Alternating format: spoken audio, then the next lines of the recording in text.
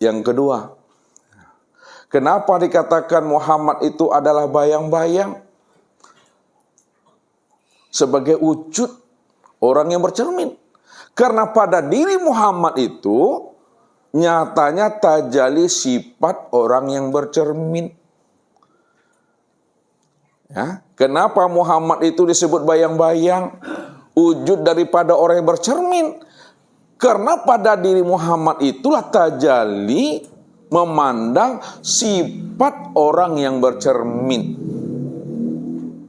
Amanah tajalli sifat orang yang bercermin itu yang dikatakan Muhammad sebagai bayang-bayang dirinya.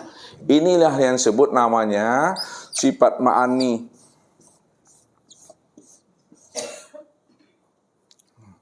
Yang pertama itu adalah sama. Yang kedua basar. Yang ketiga kalam. Yang keempat ilmu. Yang kelima kudrat. Ya, kudrat. Yang keenam iradat. Yang ketujuh hayat. Makanya sama basar kalam, ilmu kudrat dan iradat serta hayat inilah yang dikatakan tajalli sifat Allah yang nyata pada Muhammad yang disebut bayang-bayang. Nah, jadi Muhammad itu disebut bayang-bayang karena tempat memandang tajalli sifat Allah.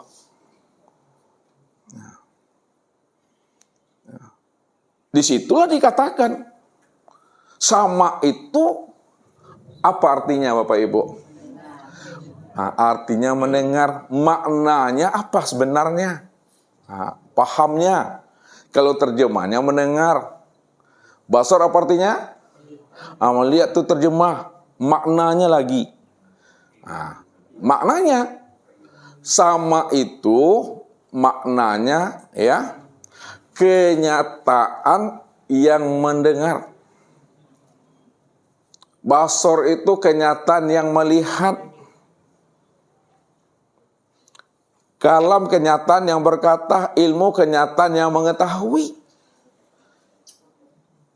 Makanya sesungguhnya yang mendengar, yang melihat dan berkata itu adalah Allah. Ya, Allah inilah yang dikatakan yang orang yang mendengar, orang yang melihat itu. Orang yang berkata, orang yang mengetahui, berkuasa, berkehendak dan hidup. Sedangkan Muhammad itu kenyataan orang yang melihat itu. Siapa yang melihat ini? Allah. Kalau Allah lah orang yang melihat, maka Muhammad itu kenyataan daripada Allah yang melihat itu sebenarnya. Disitulah rahasianya dikatakan Allah itulah orang yang mendengar, orang yang melihat, berkata, mengetahui, berkuasa, berkehendak dan hidup. Nah, sedangkan kenyataan daripada Allah yang melihat, mendengar, berkata, mengetahui, berkuasa, berkehendak dan hidup disebut namanya Muhammad. Maka untuk memandang kenyataan Muhammad itu, pandanglah kepada Adam. Karena Adam itulah sebagai cermin untuk memandang bayang-bayang daripada diri orang yang bercermin itu adalah Allah. Disitulah rahasianya Allah, Muhammad dan Adam itu adalah Esa dia. Sempurna pada diri yang disebut namanya insan Bapak Ibu. Ini yang dikatakan pertemuan Bapak Ibu dengan Allah. Dengan Muhammad dan Adam itu pertemuan satu wujud, satu rupa, satu rahasia pada diri yang disebut nama insan. Nah, ketika itu barulah sadar diri kita ini bahwa diri kita itu la haula wala quwata illa billah.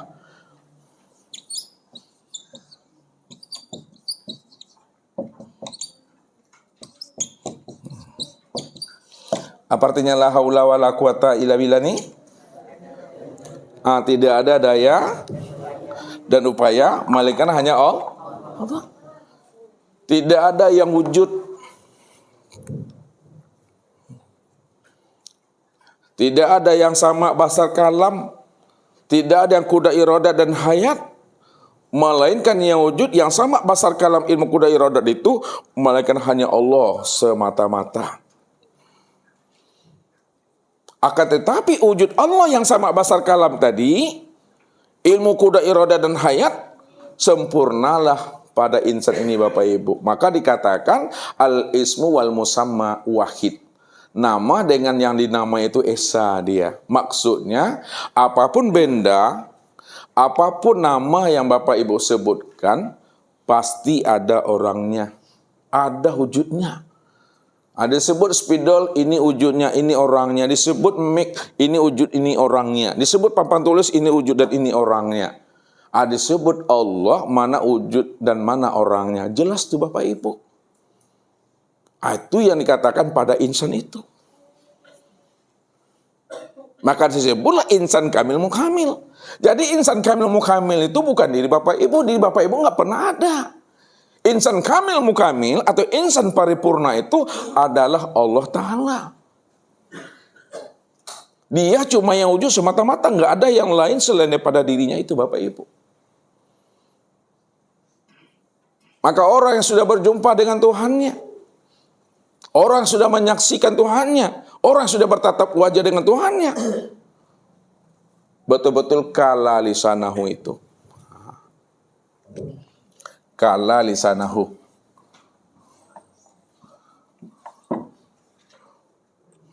Apa artinya kala lisanahu Bapak Ibu?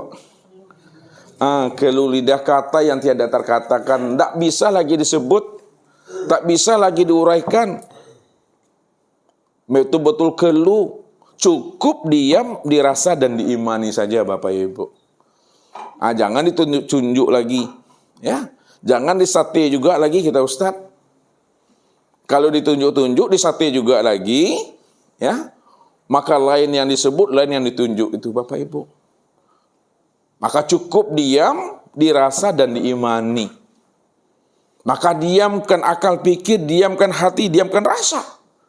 Kalau sudah hening semuanya, akal pikir, hati dan rasa, pada saat bergerak yang bergerak tuh dia tuh. Dialah yang bergerak. Dialah yang wujud, dialah yang hidup. Dia segala-galanya Bapak Ibu. Itulah maksudnya nggak bisa lagi disebut, nggak bisa lagi diutarakan.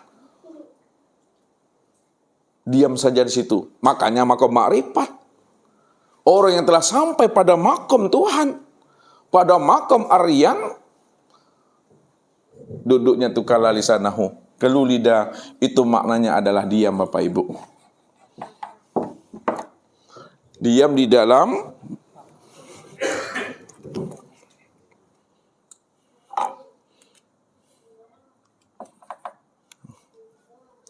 tutupnya. Diam-diam atau diam bagaimana Bapak Ibu? Diam di dalam paham, bukan diam-diam. Maksudnya kalau diam-diam pernah salah tuh. Diam yang di dalam paham. Paham yang di dalam kesadaran, sadar dalam keheningan, hening dalam kepatuhan, patuh di dalam keimanan. Itulah kuncinya itu. Maka ketika itu jangan sampai ada pengakuan di Bapak Ibu di situ mengaku Allah, apalagi jadi Allah. Tak ada pengakuan di situ Bapak Ibu. Karena ilmu yang Bapak Ibu pelajari ini, ilmu tauhid ini bukan mengakui kita ini Allah. Ilmu tauhid ini bukan mengakui kita ini jadi Allah. Tidak ada mengaku Allah, apalagi jadi Allah.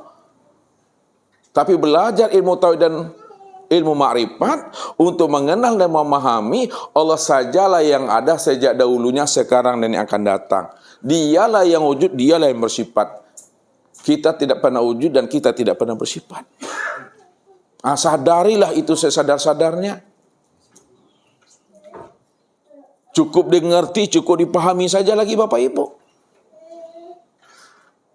Disitulah Bapak Ibu telah dikatakan namanya duduk pada makom aryan itu Bapak Ibu. Jadi Bapak Ibu sudah dikatakan duduk pada makom aryan. Makom aryan itu disebut namanya makom telanjang namanya. Makom telanjang itu bukan melepaskan baju dan celana kita ini. Bukan Aryan secara bahasa syariat. Tapi dikatakan makom Aryan, makom telanjang itu lepasnya kemalekatan yang wujud pada diri ini. Apa maksudnya lepasnya kemalekatan? Tanggalnya kemalekatan yang merasa diri kita diwujud. Itu maksudnya, jangan kita merasa diri kita itu ada atau wujud. Maksudnya, jangan kita merasa bahwa diri kita itu sama. Jangan kita merasa diri kita itu basor. Jangan kita merasa diri kita itu kalam. Jangan kita merasa diri kita itu ilmu. Jangan kita merasa bahwa diri kita itu kodrat. Jangan kita merasa diri kita itu iradat. Dan jangan kita merasa diri kita itu adalah hayat. Tanggalkan yang merasa wujud sama basar kalam, ilmu kodrat, iradat, dan hayat pada diri. Itulah disebut namanya makom Aryan itu. Walaupun Allah itu maha melihat Bapak Ibu, tapi tidak terpandang, tidak terlihat lagi sama Allah diri Bapak Ibu ini. Kenapa tidak terlihat lagi diri Bapak Ibu sama Allah? Padahal Allah maha lihat. Karena diri kita nggak pernah ada, yang ada hanya Dia. Dialah yang memandang, melihat, dan menyaksikan akan dirinya sendiri. Itu yang dikatakan suhudul wahdah fil wahdah itu. Dia yang memandang, melihat, dan menyaksikan akan dirinya sendiri.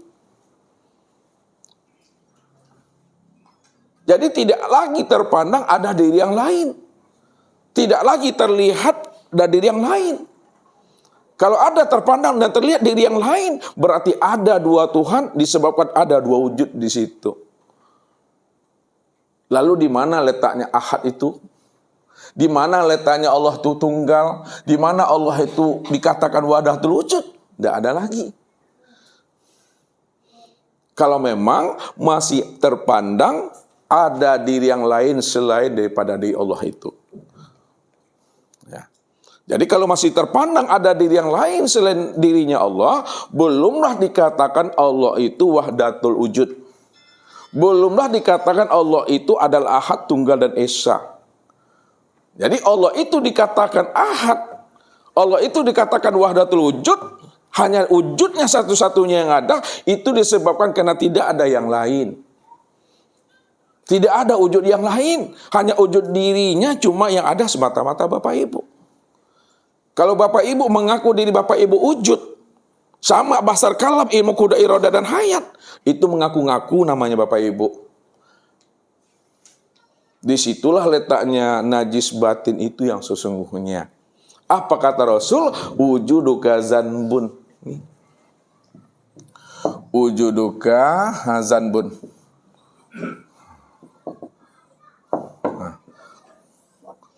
Adanya pengakuan dirimu yang merasa ada, situlah letak dosa itu. Yang disebut namanya syirik. Jadi syirik itu maknanya apabila terpandang, terlihat ada diri yang lain selain Allah, di situ letaknya syirik itu. Jadi jangan terpandang, jangan terlihat ada diri yang lain selain diri Allah itu.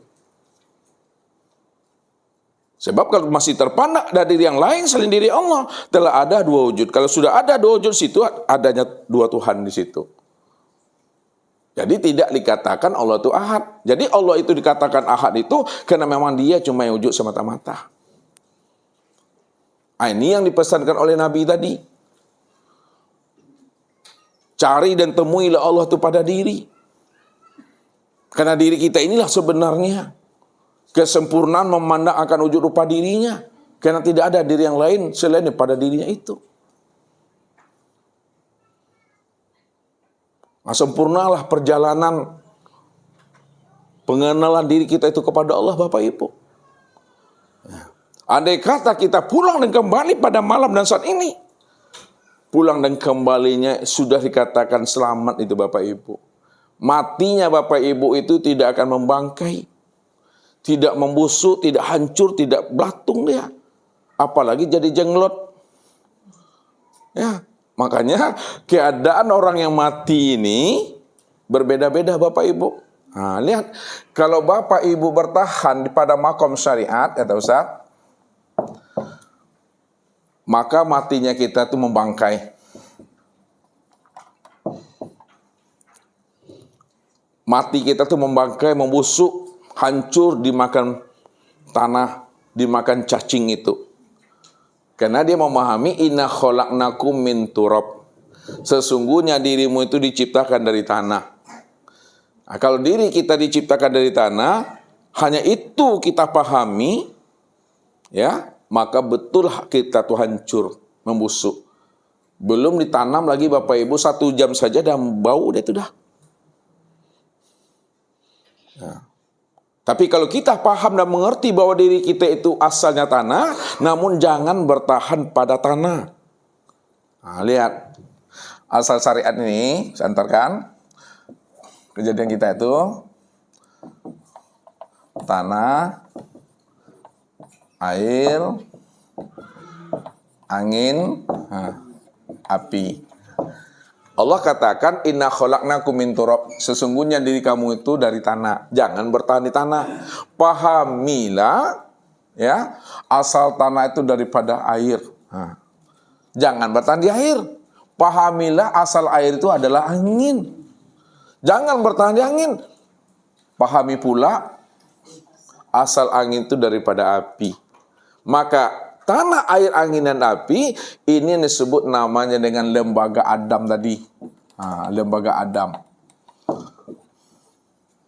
Namun orang yang tembus pandangannya, orang yang telah mampu menilik akan rahasia dirinya, yang disebut namanya min nafsi wahidah, dia juga tidak bertahan kepada tanah, air, angin, dan api. Tapi dia mampu memandang di balik tanah, air, angin, dan api itu tiada lain adalah Nur Muhammad.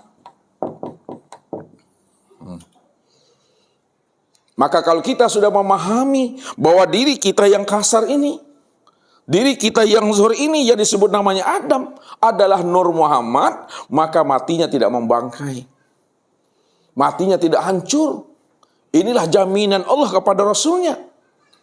Supaya kita yakin dengan apa yang disampaikan oleh Allah melalui Rasul itu. Innallaha harrama 'alal ardi ayyakula ajsadal anbiya. Allah akan haramkan tanah ini untuk menghancurkan orang-orang yang telah mengenal akan sejati dirinya adalah Nur Muhammad itu. Maka disitulah pahami bahwa diri Bapak Ibu itu bukanlah diri yang bertubuhkan jasmani, tapi diri yang sudah bertubuhkan Nur Muhammad atau Muhammad dan bukan Nabi Muhammad. Nah, itu memahaminya itu. Nah, yang kedua, matinya orang torikat.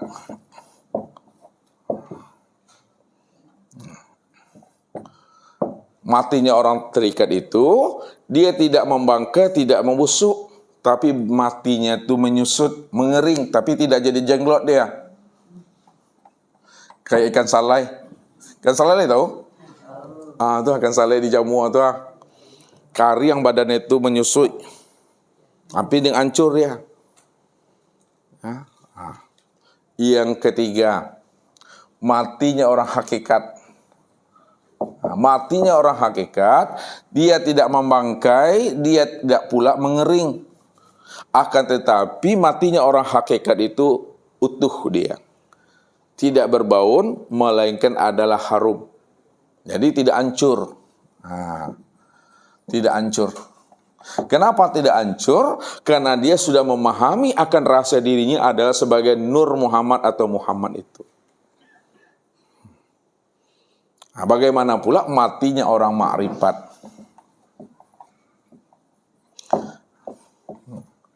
Matinya orang makrifat itu adalah lenyap.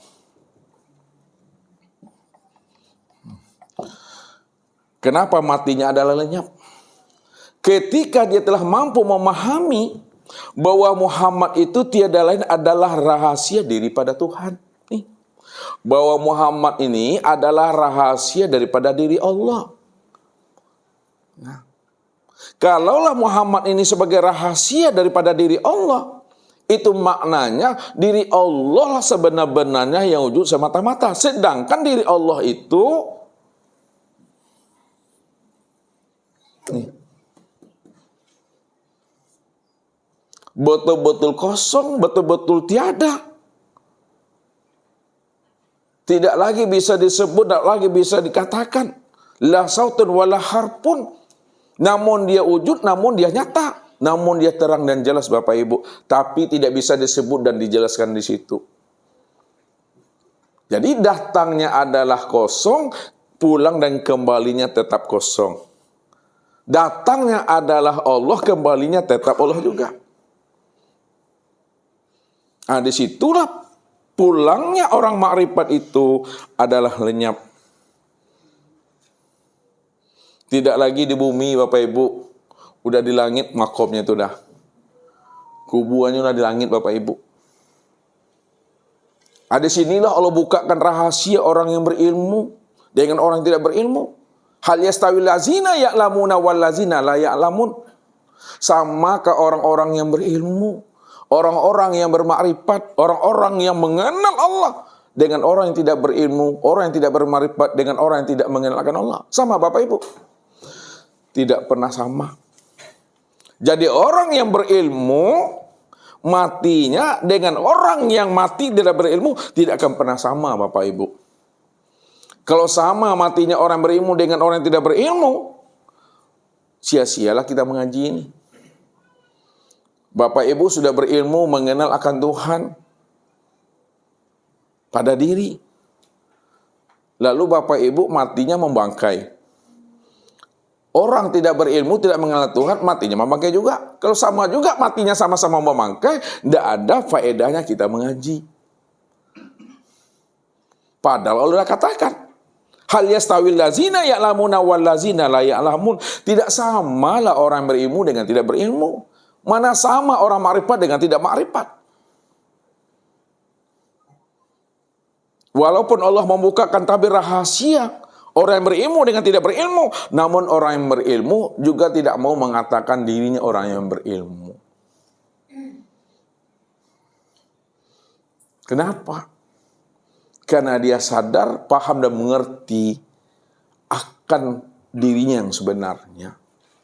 Ini yang diingatkan Allah kepada kita. Siapa yang datang menghadap kepadaku dengan amal ibadahnya, ingat kata Allah, amal ibadahmu itu akan aku hisap itu. Akan aku timbang itu Tuhan.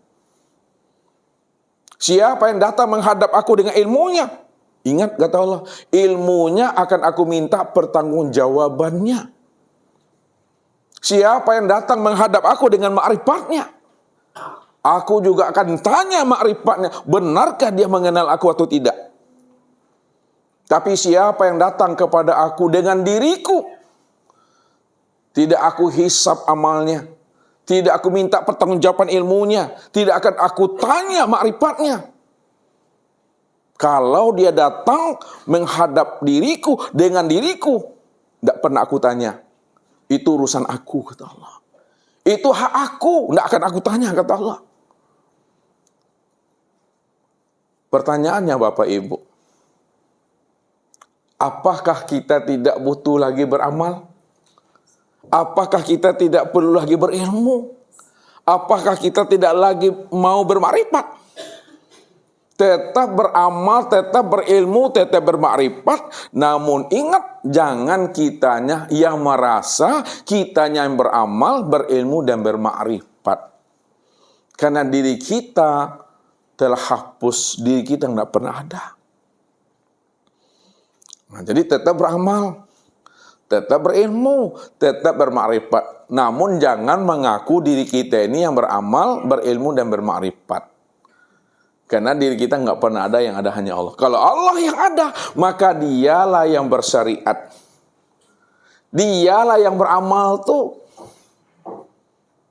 Dialah yang berilmu tuh, dia yang bermakrifat itu.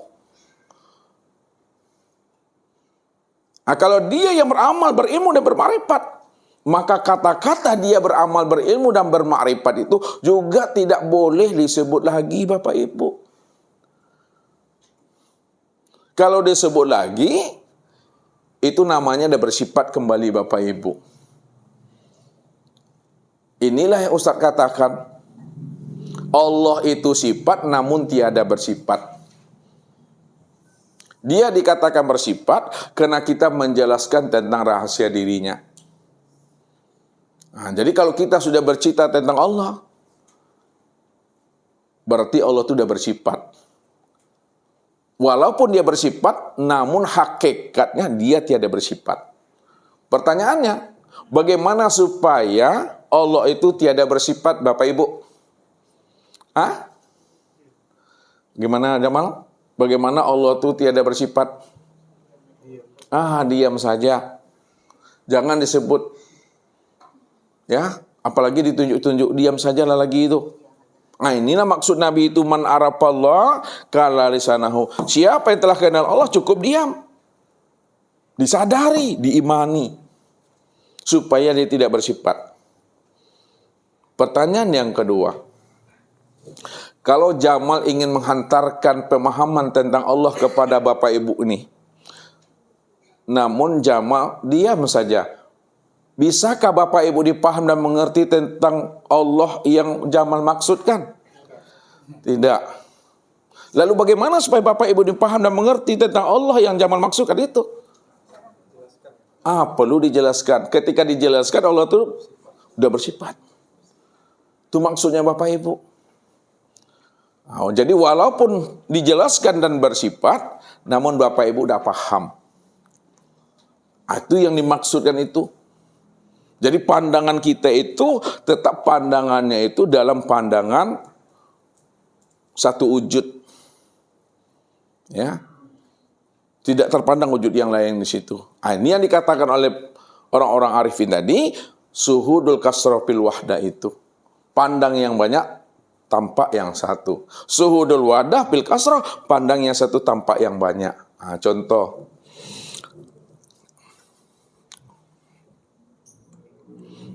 Ini contoh Bapak Ibu ya. Ini kita buat ya contoh mangga. Ya. Ini bijinya Bapak Ibu, biji mangga nih. Biji mangga. Kita tanam biji mangga. Dari biji mangga ini yang kita tanam ya. Kemudian tumbuh akar. Ya. Kemudian tumbuh tunas. Besar ya. Jadi batang dia. Kemudian dahan, ranting, daun, kemudian buah. Pertanyaannya, Mak Wo, mana Mak Wo? Ketika Mak Wo memandang buah, memandang daun, memandang ranting, dahan, dan batang, maka mana yang terpandang sama Mak Wo? Kenapa yang terpandang biji? Karena seluruh daun, seluruh ranting, dahan, buah, batang itu asalnya adalah biji. Pandangan zohir nampak batang. Pandangan zohir nampak ranting dahannya. Pandangan zohir nampak buahnya. Pandangan zohir nampak daunnya. Pandangan batin tampak bijinya.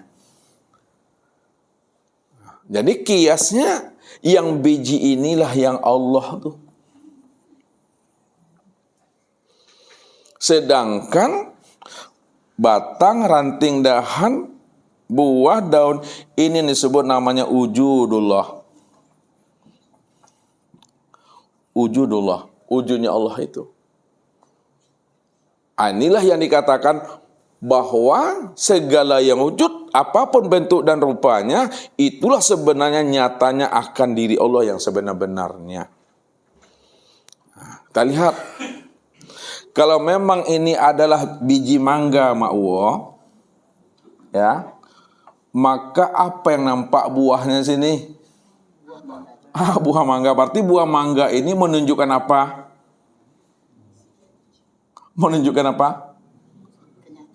Kenyataan apa? Kenyataan untuk memandang bijinya ada. Begitulah memahaminya. Jadi tahunya kita itu bahwa yang ditanam itu biji mangga, lihatlah kepada buahnya. Kalau yang ditanam itu adalah namanya biji mangga, pasti terlihatlah pada batang itu, nampaklah buahnya di situ.